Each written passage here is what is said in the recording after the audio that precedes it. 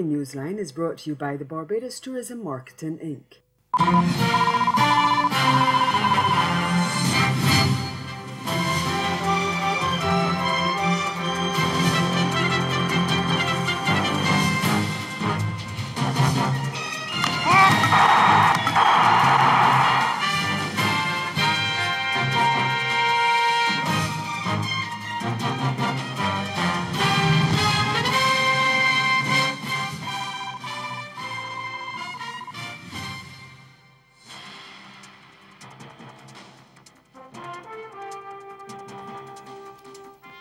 The Trinidad and Tobago government explores its options amid a dispute with teachers over grading papers for the Caribbean Examinations Council. Our top story in Caribbean Newsline for Friday, April 27. From the CMC News Center in Bridgetown, I'm Ricardo Roberts. Good evening. Thanks for joining us. The Trinidad and Tobago government on Friday issued a warning to the country's teachers who say they will no longer grade the school-based assessments SBAs for the Caribbean Examinations Council, the CXC, unless they are paid. Leader of Government Business in Parliament, Camille Robinson-Regis, says there may be implications for the teachers' terms and conditions of employment. She did not specify exactly what those would be, but she said the Ministry of Education will be consulting with stakeholders, including the Chief Personnel Officer and the Legal Services Division, for guidance on the way forward. Robinson-Regis made the disclosure in Parliament in response to questions from the opposition on behalf of Education Minister Anthony Garcia, who is on overseas business. At a recent ceremony for retired educators, President of the Trinidad and Tobago Unified Teachers Association, Lindsay Dudai, said teachers were under no obligation to mark the SBAs, as that is a responsibility for the Barbados-based CXC, which is an external agency. He said CXC is not the teacher's employer and cannot demand they work for free, so a decision was taken that from September this year, teachers would no longer mark the SBAs. Robinson-Regis told legislators on Friday that the authorities would be encouraging and engaging stakeholders on the matter, including the National Parents Teachers Association and the Secondary Schools Principals Association. Over in Barbados, CXC examinations set for May 24th will go ahead as planned despite general elections being held that same day. That's the word from the Ministry of Education on the heels of concerns expressed by opposition leader Mia Mottley on Thursday after the election date was announced that there would be logistical nightmares since schools are used as polling stations. In a statement posted on the website of the Government Information Service on Friday morning, the Education Ministry indicated that all external examinations would take place as previously scheduled and be administered in strict compliance with the regulations and procedures of the respective examining bodies. It added that there would be special arrangements pertaining to entrance, controlled movement and exit of candidates and other examination officials throughout the day. The ministry also said all steps have been taken to ensure the conditions under which the examinations will be administered are safe and secure. Now, according to CXC's website, the subject areas scheduled for the examination on May 24th include geography, agricultural science and industrial technology 2, electrical and electronics.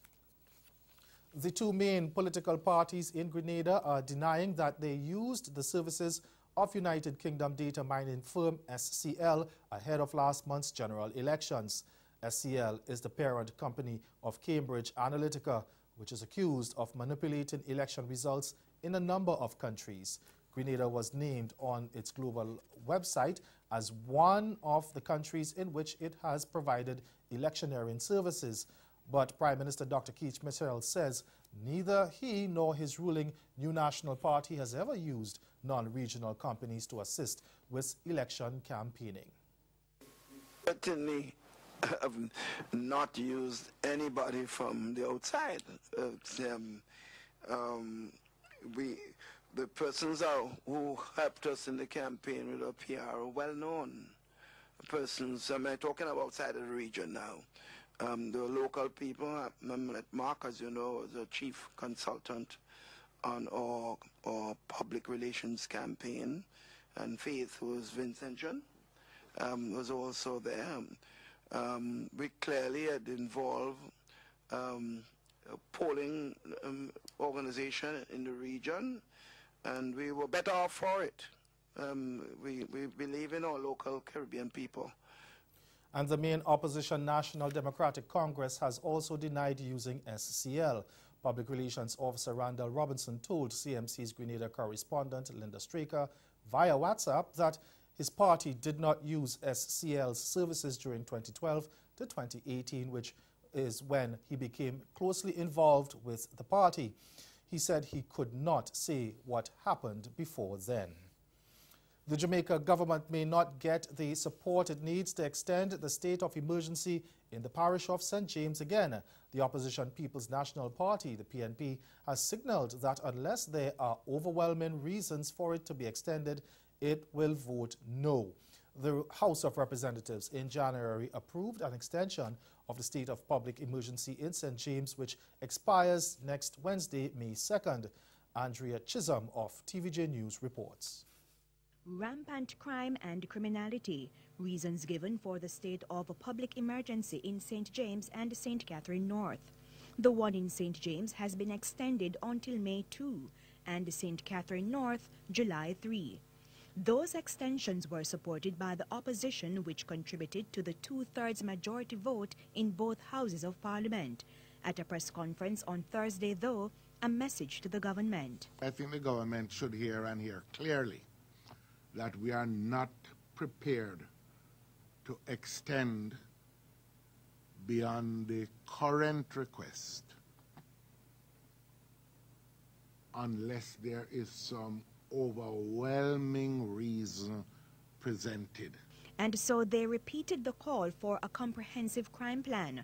Murders and shootings may be going down in St. James and St. Catherine North, but in other sections of the island, they are going up. In the St. Andrews South Police Division, for example, a 261% increase in murders. And in St. Andrews Central, shootings have gone up by 169%. We don't think it is sound policy to have this concentration in two areas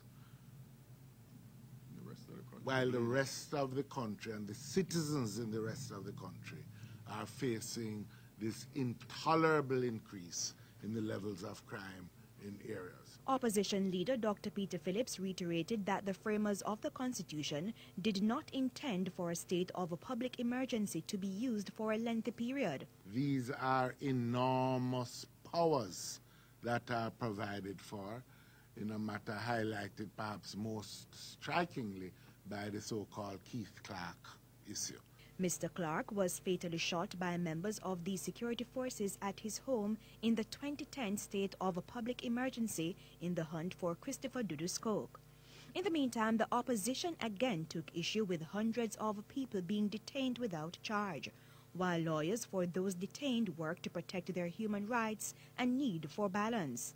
The opposition says it does not intend to place the security forces in an intolerable position. We are not going to leave the security forces in the lurch, but it must be the responsibility of the government to prepare to end this circumstance. And coming up in Caribbean Newsline, Venezuelan refugees in Trinidad and Tobago upset at the United Nations. We'll tell you why when we return. The Career Development Institute's Caribbean Rising Stars in Beauty competition determines the best and most talented in hair, makeup, nails, or barbering. Win a scholarship and prizes worth more than $5,000. Build your clientele and expand your business. Upload 4 photographs of your best work to our email address. Watch the public vote on our Facebook page. Join the winners at the prestigious Lloyd Erskine Sandiford Center for a live finals competition. Email careerdevelopment.institute@yahoo.com. The Career Development Institute, bringing the best in regional beauty together.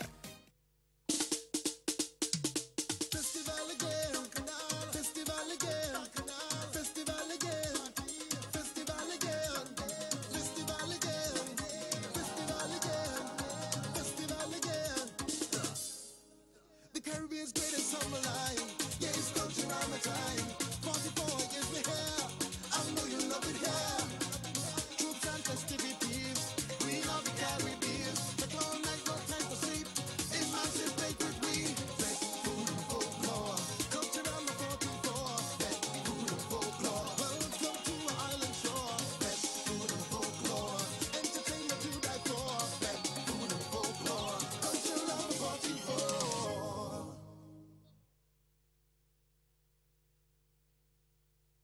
Follow your heart to the 22nd Annual St. Kitts Music Festival from June 27 to July 1st, 2018. Featuring Kester Band, Sifa Lodgy, Small Axe Band, Nyla Blackman, and Betty Watt. Also, Patti LaBelle, Dijon, New Vibes International, Rhythm of the Beat, and Wayne Wonder. Spice, August Alsina, Aishona, Byron Messiah, Dasha, Shaka Dimas, and Flyers, and Miss Lauren Hill. Save the date and book now for the 22nd Annual St. Kitts Music Festival, an experience like no other. Be watching on May 12th as the Anthony N. Sabga Caribbean Awards for Excellence is broadcast live from the Pegasus Hotel in Jamaica. Join us from 7:30 p.m. Eastern Caribbean Time as Kai Miller of Jamaica, Noel and Siobhan Joseph of Trinidad and Tobago, Andrew Boyle of Guyana, and Adesh Ramsubag of Trinidad and Tobago receive $500,000 TT, a medal and citation for their work in the arts, sciences, public and civic contributions, and entrepreneurship.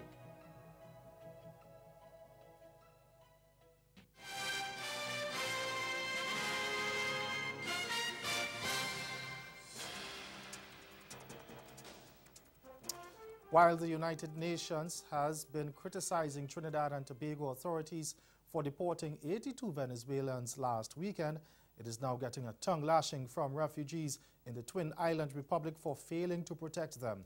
The UN had expressed concern that Trinidad and Tobago may have violated human rights obligations, but 3 Venezuelan asylum certificate holders say that had the UN and the Living Water community, which works with the UN Refugee Agency, put an effective registration process in place, the repatriation would not have occurred. The 3 were guests on TV6's Morning Edition program. Nisha John Mohammed has that story. Carla Henriquez is a lawyer from Venezuela who fled her country for a better life. On arrival in Trinidad 2 years ago, she applied for asylum and complained that only 3 months ago she got her certificate. She criticized the Living Waters community, a religious-based organization that works with the United Nations Refugee Agency, the UNHCR, for what she calls their slow, drawn-out process. Living Water don't process properly, register, ignore, don't doing faster. Everybody solicited interview. Yeah. I have my interview ready in 30 November 17. 30 November 2017, yes. I don't have answer. So you did your interview with Living Water community? No, Living Water community. Living Water community, a long process. United Nations don't interview faster because Living Water don't say what people is registered. Refugees are unable to work or have a bank account, get a driving license, have affordable shelter and many basic human rights, including rights of redress if a crime is committed against them. And this is something another refugee, Anderson Nico, said he has been asking the Living Waters community for the past 2 years, since many of them have bills to pay. Well, every time that we go to these organizations, the United Nations or the Living Waters community, we never have a clear answer of what we ask for, which is to be legal, or not just, well, be legal with a paper that they gave us, but we can't work, as I said before, we can't even travel to another country, we just like stuck here. Another refugee is Angelica Suto, who gave birth to her daughter some months ago at a public hospital in Trinidad. She complained that the treatment meted out to her and her baby at the health centers is far from humane. Anderson said if the government of TNT and the United Nations do not act now to stop this mass influx of Venezuelans into the country, the situation will get out of control. Governor of the Eastern Caribbean Central Bank Committee, Antoine, has made an appeal to development partners to broaden the criteria for small and developing countries to access concessionary funding. Now, speaking at the recent Regional Paris Forum conference, he said that despite what appears to be economic growth and recovery, there is still a lot of poverty in the sub-region. For visitors who don't know the region well, do not let the per capita income levels fool you. There's poverty in this region, and there's high unemployment, especially among young people. In the ECCU, unemployment averages around 24%, and within our youth, it is double, so it's almost 50%. That's a Caribbean reality that we are grappling with as policymakers and implementers. And again, we want you to appreciate our specific circumstances. Antoine said it is an analytical absurdity to assess small island developing countries of the region solely on per capita income.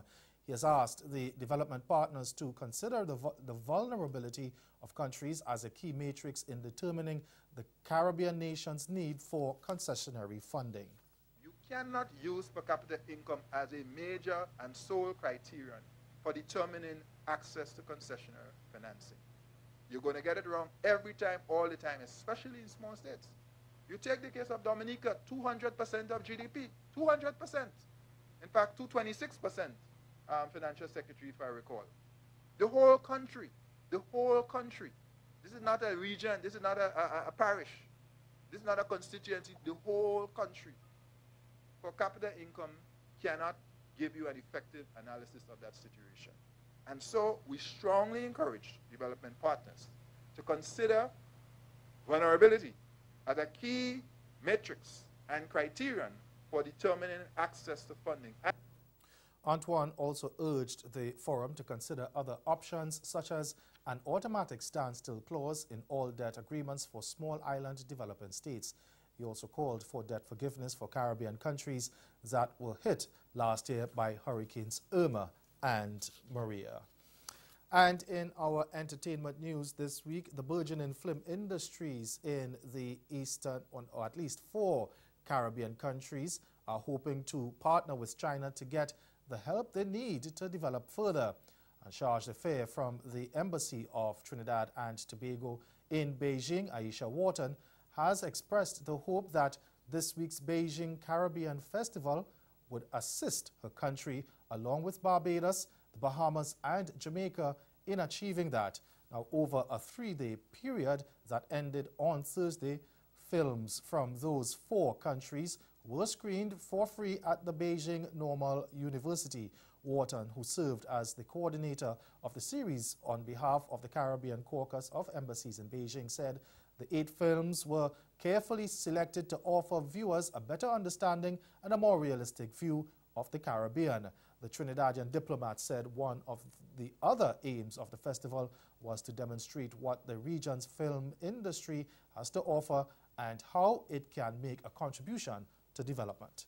All 4 countries featured in this film festival have invested in their film industries, and although its development is still at the nascent stage, we hope to change that by partnering with China and by demonstrating to governments that film can also be used as a tool for development. Moreover, these films show us that we have more in common with each other than we may think. Our shared experiences, especially in today's digital age, bind us together with universal stories.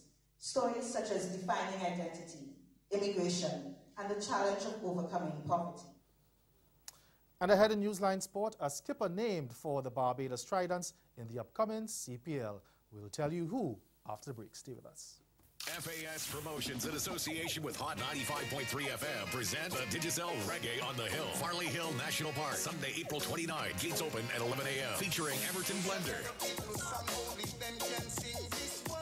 Queen Ifrica,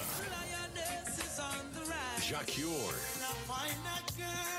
Taris Riley, but anytime you decide to pack up your things and leave, don't come back. Maxi Priest, Anthony B,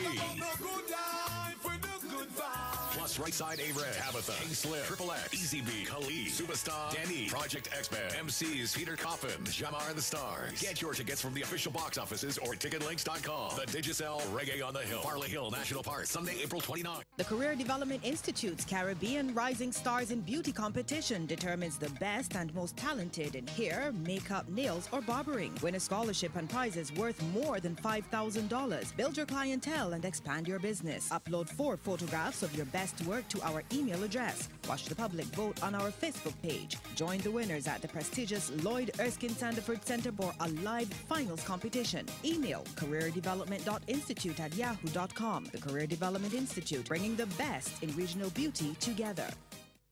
FAS Promotions, in association with Q100.7 FM, present the Mount Gay Extra Old Vintage Reggae Show and Dance. Doors open 7 p.m., showtime 9 p.m. Featuring the legends of reggae, Ernie Smith. And if I could have just one dream, Freddie McGregor.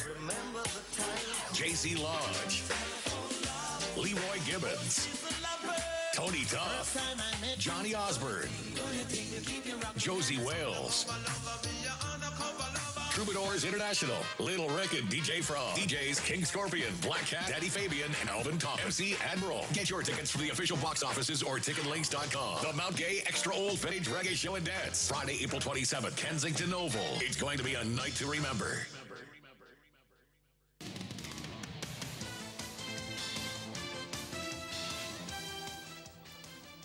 Organizers of the Caribbean Premier League, CPL, have confirmed that West Indies Test and one-day captain Jason Holder will lead Barbados Tridents in the upcoming campaign. The Barbadian will be one of several local players included in the squad, with the likes of Test players Raymond Reefer, Roston Chase and Shea Hope also expected to feature.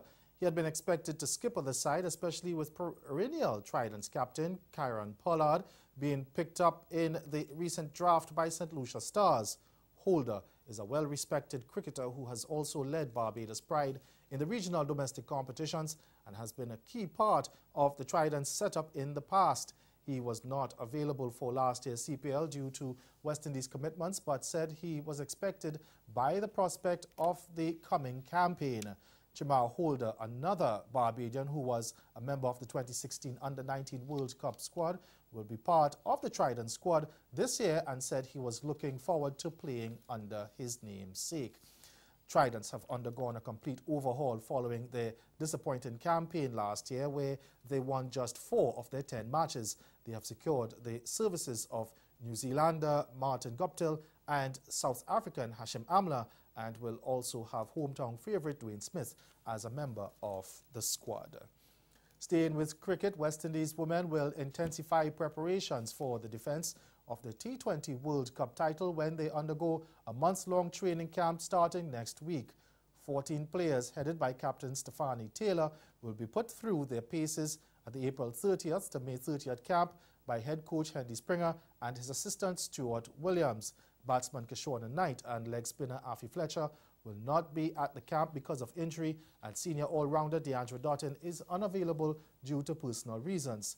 Teenager Shakib Gajnabi, who has led Guyana's under-19 side for the last 2 years, is the lone new face in the training squad. The 17-year-old batsman will be joined by the likes of teenaged opener Hayley Matthews, former skipper Marissa Aguilera, and Shamila Connell, all of whom toured New Zealand recently. The West Indies will play host to the ICC T20 World Cup from November 9th to the 24th.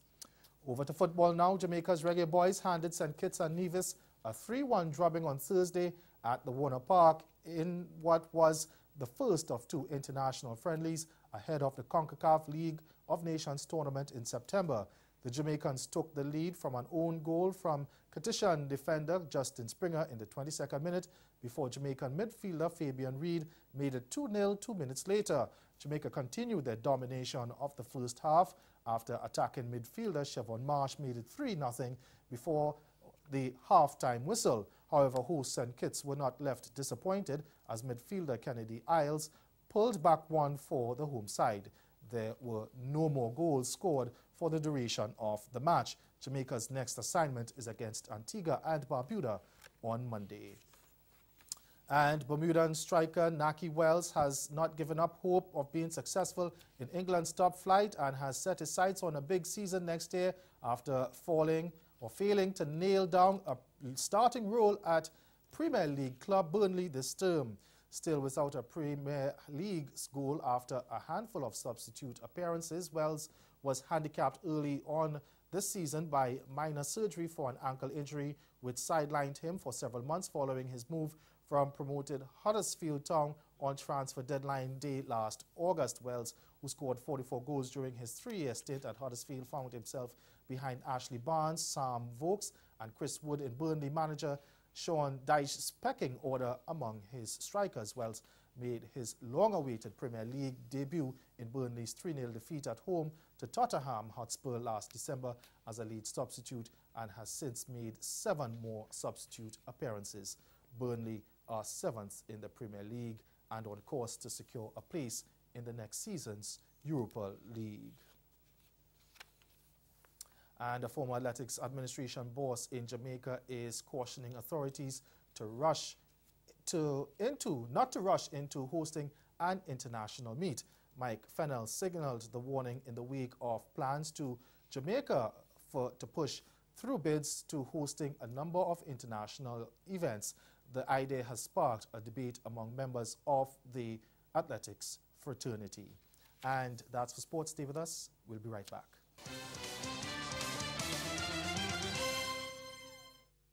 Follow your heart to the 22nd Annual St. Kitts Music Festival from June 27 to July 1st, 2018. Featuring Kester Band, Sizzler Lungi, Small Axe Band, Nyla Blackman, and Betty Wack. Also, Patti LaBelle, Dijon, New Vibes International, Rhythm of the Beat, and Wayne Wonder. Spice, August Alsina, Aishona, Byron Messiah, Dasha, Shaka Dimas, and Pliers, and Miss Lauren Hill.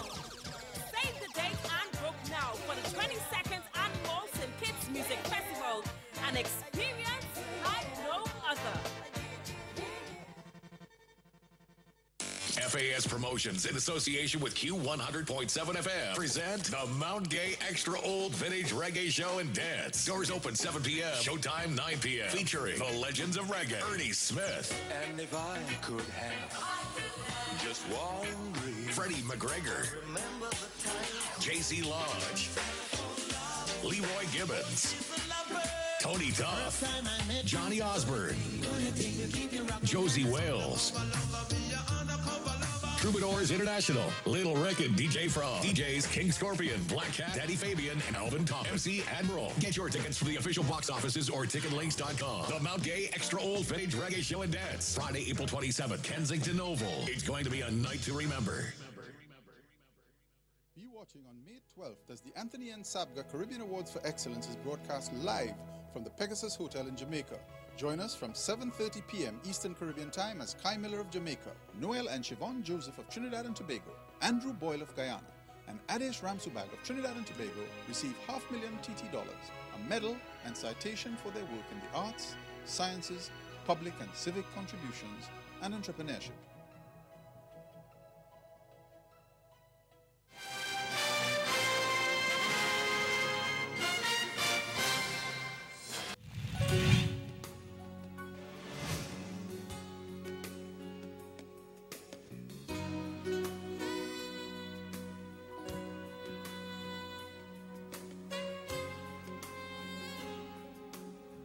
Again, the major developments of this day, the Trinidad and Tobago government explores its options amid a dispute with teachers over grading school-based assessments for the Caribbean Examinations Council. And in sport, West Indies test on Monday, Captain Jason Holder to lead Barbados Tridents in the upcoming CPL. That's Caribbean Newsline. For news and sports round the clock, log on to CarnaNews.com. We'll be back here again on Monday. But from all of us at CMC News, thank you for watching. Have yourselves a good night.